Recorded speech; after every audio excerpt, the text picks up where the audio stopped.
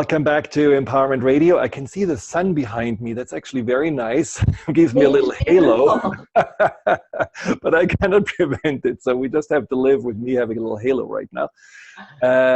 So I'm here with Dr. Carla Manly, and she is the author of two fabulous books, The Joy from Fear and Joyful Aging, or Aging Joyfully.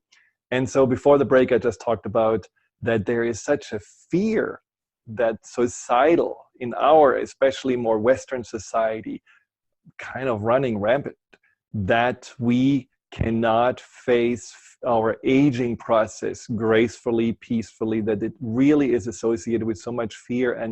And where do you feel that it is coming from? Why is it now even more on the top of the list of reasons to be afraid than maybe 50 years ago?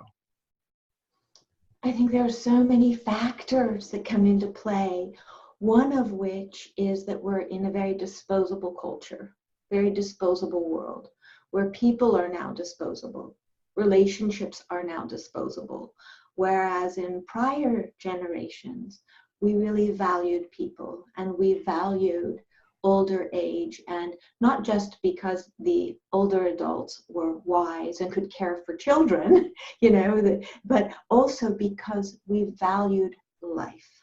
We simply valued life. And then now we have families really disenfranchised, where you don't often have more than one generation in a home. And so the elders are seen as a burden, as something that's taken up healthcare resources and time and effort. And then I think another piece of that is that there was a time when, at least when I was growing up, we really honored parents, really honored children and parents. And so as my parents aged, it was my joy to care for them.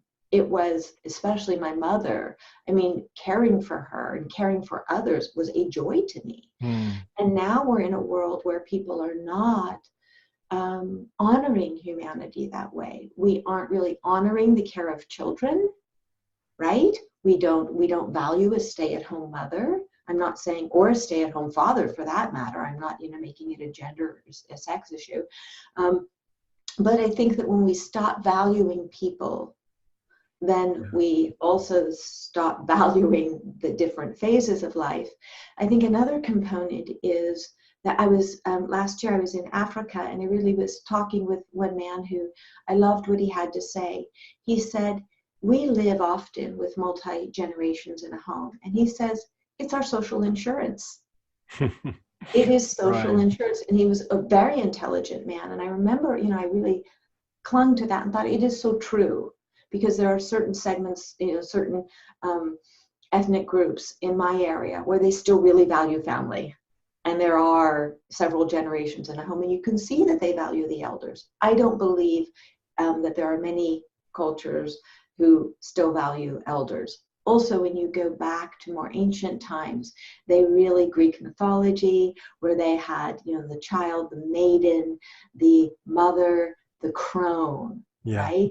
And they valued the crone. And interestingly, and I love the word crone, I've come to love it through knowing about mythology and fairy tales and the wisdom. Interestingly, with my publisher, we didn't have too many issues on the publication.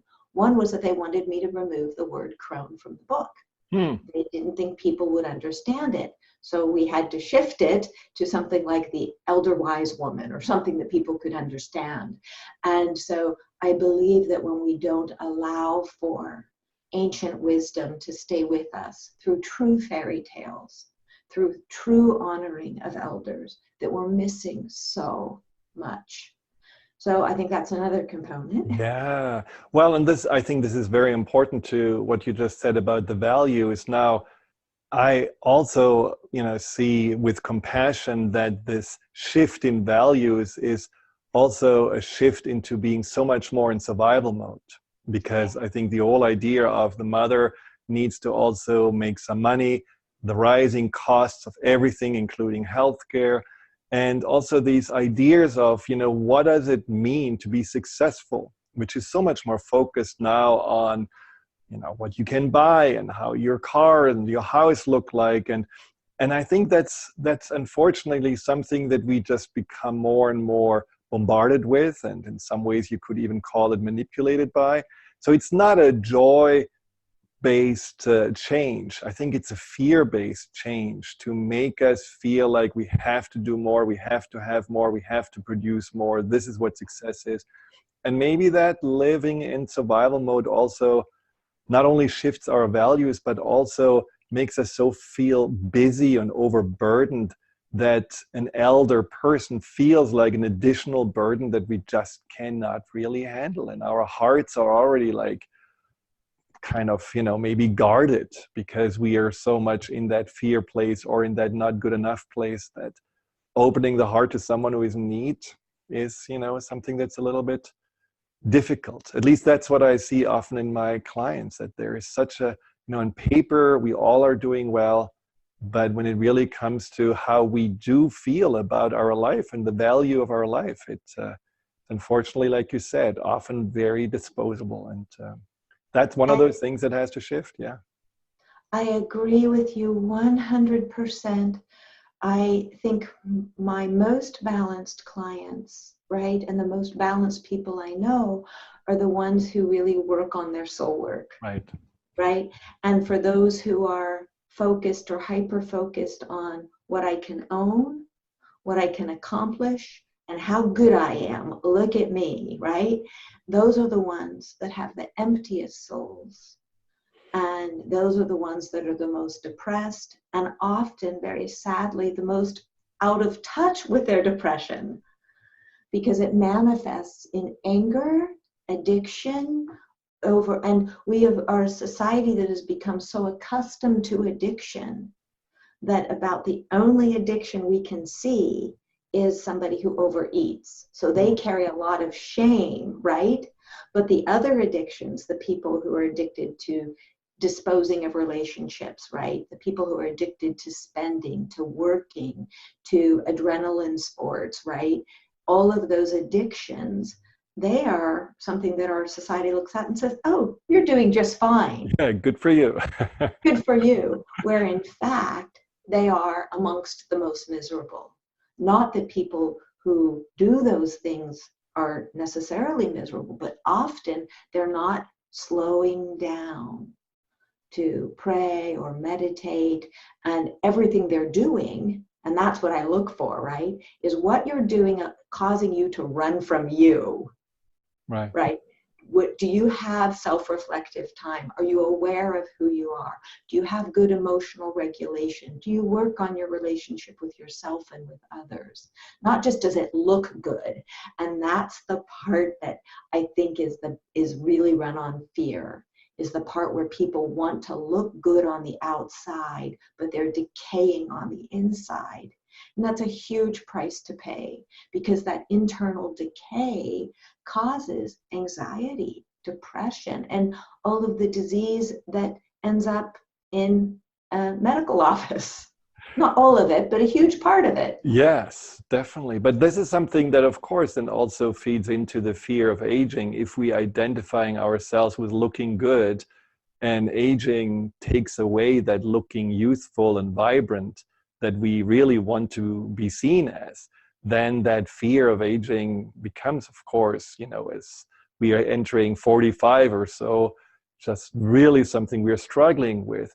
But before we go to the older people like us, I mean, we are already over 30, so we are definitely to that. Why is it, what do you think? I mean, it's interesting. I have several videos about the fear of aging on my YouTube channel.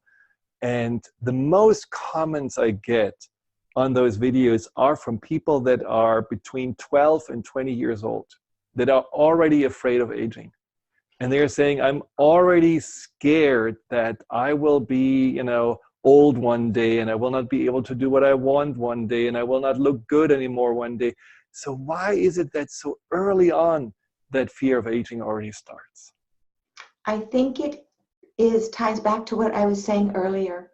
When we see that a segment of a population is warehoused, we don't want to be warehoused. As a child, we know we don't want to be abandoned, and we are abandoning our older people. We are abandoning them, and I think children see that. They feel that, they know that. 20, 30 years ago, grandma and grandpa would have been in the house and it would have been part of life, or they would have been down the street. So I think that's a big part of it. I think the other piece, and I'm glad you're going that early, because in my practice, I don't work with little ones like any longer. I did on probation, but not any longer. And I will have a 25-year-old look at me and say, I'm old, I'm not relevant anymore, I haven't achieved everything I want to achieve. One was telling me yesterday, I'm 25 and I am not self-sufficient yet. And I'm thinking, okay, you live in one of the highest, rental market areas in the world. You're not being paid much. You're a hard worker. So anyway, it starts with that, as you said, that we're in an environment that is very expensive to make ends meet. Then social media puts forth this idea that we must look perfect, and no matter what age we are. And so 11-year-olds are airbrushing their pictures or filtering their pictures on their phone before posting them. So these messages, 25-year-olds are getting Botox treatment so they don't form wrinkles, right? You look at people who are in their 30s and they're having mommy tuck surgeries and baby tuck surgeries and all of these things to hide the fact that they actually bore children, as though that's something to be ashamed of. And then you keep moving through life, and we are creating a world where the ideal female is, and I also work with healing people who are addicted to porn. And that is what I see, is these poor souls are getting addicted to images of 17 and 18-year-olds. In some cases they like grandmothers, right? So, it's all over the place. But the idea is that there's this sense that, around 17 and 18, that's the ideal age. Whereas for me, I look at energy. And I've worked with 19-year-olds who look 100 in their souls. They feel 100 in their souls. And in fact, I had one in my office yesterday, a woman in her late 60s who has the energy of a 5-year-old, right? That's true. And so, and so to me, and you'll notice in Aging Joyfully, I pray, it's not in the book anywhere, use the word, I want you to look youthful. I want you to be youthful. I want listeners to learn to radiate joy. That is youth. That is my belief, that when we radiate joy, and my concept of joy, I'll share it with you in just a second because I love it, but I believe that when we radiate joy and wake up in joy, doesn't mean our day is easy. It doesn't mean we don't have challenges at work or in relationship. But when we wake up with joy, face our challenges, not avoid them, face them, talk about them, handle them, and then move through our day with an attitude of self-forgiveness, forgiveness for others, compassion, goodwill, donate some time every week, which I always try and do. I encourage my clients to do that. How can we not live in joy and radiate a beauty that has nothing to do with chronological years? I am not. That sounds beautiful. And of course, I can imagine that quite a few listeners are saying, well, easy for her to say, she found her passion. She does, look fabulous and probably has no problems. But what about me? And then, we go and beat the drum of why we have it so much harder to be in joy.